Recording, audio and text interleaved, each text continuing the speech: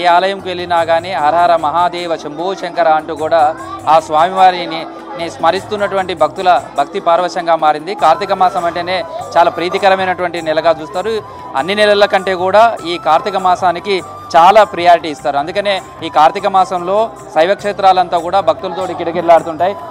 అమ్మవారిని దర్శనం చేసుకోవడం కావచ్చు, అదేవిధంగా శివాలయానికి సంబంధించి వస్తే శివుణ్ణి దర్శనం చేసుకోవడం, తర్వాత శివాభిషేకాలు అనేది కూడా చేసుకోవడం అనేది తెలుస్తుంది. ఈ కార్తీక మాసంలో ఒక్కొక్క రోజుకు ఒక్కొక్క విశిష్టత ఉంటుంది.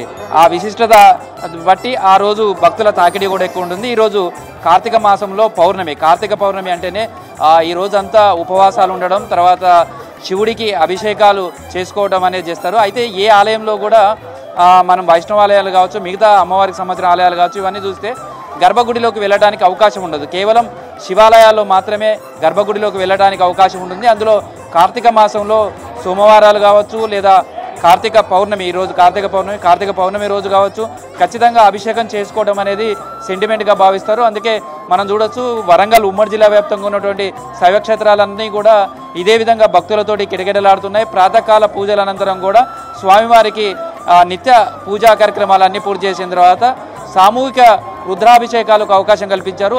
లక్ష దీపోత్సవ కార్యక్రమాన్ని కూడా వేస్తంబాల దేవాలయంలో అత్యంత వైభవంగా చేస్తారు. మనతో ఆలయ అర్చకులు ఆయనతో మాట్లాడదాం. అంటే శివుడికి సంబంధించి చూస్తే చాలా బోలాశంకరుడు, ఏ విధంగా పూజ చేసినా అనుగ్రహిస్తాడు అంటారు. అసలు శివుడికి సంబంధించి కార్తీక మాసంలో ఈ కార్తీక పౌర్ణమి రోజు ఎలాంటి పూజలు చేయాలి? వాస్తవానికి కూడా కార్తీక పౌర్ణమి శివుణ్ణి 5 రకాలుగా ఆరాధించాలి. అందులో ముఖ్యమైనటువంటిది మొట్టమొదటిది ఏంటంటే, మన కులదైవంగా భావించేటటువంటి ఆ పరమేశ్వరుని ఇంట్లో పూజించి ఉసిరికొమ్మ, శివుని దగ్గర ఉసిరికొమ్మ, శివకేశవుల భేదం లేకుండా కొమ్మ పూజ చేసుకొని, అలాగే ఈ సంవత్సరం పాటు మనం ఏదైతే జ్యోతి ప్రజ్వలన చేయనటువంటి దోష నివృత్తి అర్థం 365 వత్తులు ముట్టించడం రెండోది. మూడోది ఏంటంటే, ప్రత్యేకంగా మీ సమీపంలో ఉన్నటువంటి దేవాలయాల్లో ఈరోజు మీరు ఎవరైతే అభిషేకిస్తారో శివరాత్రి రోజు చేసినటువంటి ఫలితాన్ని ఒక్కరోజు ఇస్తుంది. అందుకని స్వామివారికి రోజు పాలు పంచామృతాలు, పాలు, పెరుగు, తేనె, నెయ్యి, శర్కర, ఈ 5తో చేస్తే మనలో ఉన్నటువంటి రజోగుణం అనేది పోయి సత్వగుణం వస్తుంది అనేది పూర్వం నుంచి మనకు వస్తున్నటువంటి ఆచారం. అందుకనే మనకు ఈ చలికాలం కూడా ఏదైతే అనావ్రతం ఉన్నటువంటి వృష్టితో తట్టుకోవడానికి శివునికి అభిషేకంగా ఎక్కువగా నీళ్లు పోస్తూ ఉంటారు. కార్తీక మాస వ్రత దీక్ష అనేది చేస్తుంటారు. కాబట్టి ఈరోజు మూడోది పంచామృతం అభిషేకం చేసిన తర్వాత, నాలుగోది ఏంటంటే ముఖ్యమైనటువంటిది, ఇప్పుడున్నటువంటి సమయాన చాలా యాక్సిడెంట్లు అవ్వడం కానీ మనం ఎంతోమంది చూస్తున్నాం, ఎంతోమంది మరణించడం జరుగుతుంది. ఇవి అనావృష్టిగా జరగకుండా ఉండాలంటే ప్రతి ఒక్కరు కూడా ప్రతి సోమవారం మీ యొక్క సమీప ఉన్నటువంటి దేవాలయంలో శివునికి భస్మముతో నీళ్లు కానీ ఆ భస్మాభిషేకం చేయాలి ఖచ్చితంగా. ఈ కార్తీక పౌర్ణమి రోజు ఖచ్చితంగా చేయాలి. ఇది నాలుగోది. ఐదోది ఏమిటి అయ్యా అంటే స్వామివారిని అర్చించడం.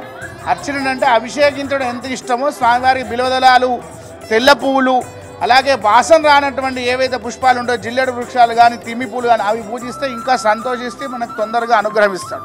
దానం దమశ్చ యజ్ఞశ్చ స్వాధ్యాయ స్తప ఆర్జనం. భగవద్గీతలో కృష్ణవాలే స్వయంగా చెప్పినటువంటిది మాట ఇది. ఎవరైతే దానం చేస్తారో వారికి రెట్టింపు ఫలితం వస్తుంది.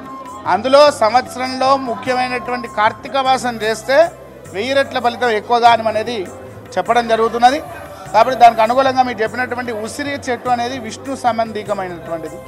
ప్రతి ఒక్క మాసము ఒక్కొక్క ప్రత్యేకంగా ఒక్క దేవునికే ఉంటుంది. కానీ కార్తీక మాసము పౌర్ణమి నుంచి మాస శివరాత్రి వరకు విష్ణు ప్రీతికరంగా, మళ్ళీ ప్రతిపదించాలి పౌర్ణమి వరకు శివప్రీతికరంగా చేసేటువంటి మాత్రం. అందుకనే మొన్న మనం చూసినట్టుగా అయితే క్షీరాబ్ది ద్వాదశి, ఉసిరి చెట్టు, తులసి చెట్టు కళ్యాణం. ఈరోజు కేవలం విష్ణుమూర్తి శివునికి పూజ. అందుకనే ఉసిరి చెట్టు దగ్గరనే దీపారాధన చేయాలి. అలాగే ఉసిరి అనేది ఏమిటయ్యా అంటే మనలో ఉన్నటువంటి చెడు గుణాలు, సి విటమిన్ అని కూడా ఇస్తున్నది. దాని మీద దీపం పెట్టిస్తే ఏంటంటే మనలో ఉన్నటువంటి జ్ఞాపక శక్తి పెరుగుతున్నది. కాబట్టి ఖచ్చితంగా దీపదానం అనేది ఖచ్చితంగా చేయాలి. ఒక దీపదానం చేస్తే మనం 3 దీపాలు ముట్టించినటువంటి ఫలితం వస్తుంది. వాస్తవాన్ని కూడా మళ్ళీ చెప్పాల్సినటువంటి విషయం ఏంటంటే, దీపం యొక్క గుణం ఏంటిది అంటే 3 పరమాత్మ స్వరూపాలు, శివ, విష్ణు, బ్రహ్మస్వరూపము. దాంతోపాటు ఏంటంటే ఆ జ్యోతి ప్రజ్వలించినప్పుడు అందులో ఉన్నటువంటి నువ్వుల నూనె ద్వారా, ఆ వత్తి ద్వారా మనకు వచ్చేటటువంటి చెడు వైబ్రేషన్ పోయేసి మనకు ఉన్నటువంటి మంచి ఏది ఉందో అది వస్తుంది. దాంతోపాటు ఏదైతే ప్రకృతిలో ఉన్నటువంటి ఆ వృక్షాలే కానివ్వండి లేదా ఆకాశమే కానివ్వండి వీటి ద్వారా జరిగేటటువంటి ఆ చల్లటి ఉన్నటువంటి వాతావరణాన్ని మార్పడమే కానీ మనలో ఉన్నటువంటి ఆయుర్దాయం పెరగడానికి ఇటువంటి అన్నీ చేస్తుంటాం. దాంతోపాటు ఒక దీపం ముట్టిస్తున్నటువంటి పుణ్యం దక్కేటటువంటి సమయాన లక్ష దీపోత్సవం చేయడం అనేది నభూతో నభవిష్యది. చాలా చోట్ల ఇప్పుడు పెరిగిపోయింది. నిజంగా మన సనాతన ధర్మంలో దీపానికి ప్రత్యేకమైనటువంటి స్థానం ఉన్నది. దాని గురించి ఇప్పుడున్నటువంటి సమీపాన ఉన్నటువంటి దేవాలయాల్లో చేయండి. ఒక 1000 స్తంభాల దేవాలయం కూడా మీరు అన్నట్టుగా అన్ని దేవాలయాల్లో చేస్తున్నారు. దానికి అనుకూలంగానే మన దేవాలయంలో కూడా ప్రతి సంవత్సరం లాగానే ఈ సంవత్సరం కూడా లక్ష దీపోత్సవం చేస్తున్నాం.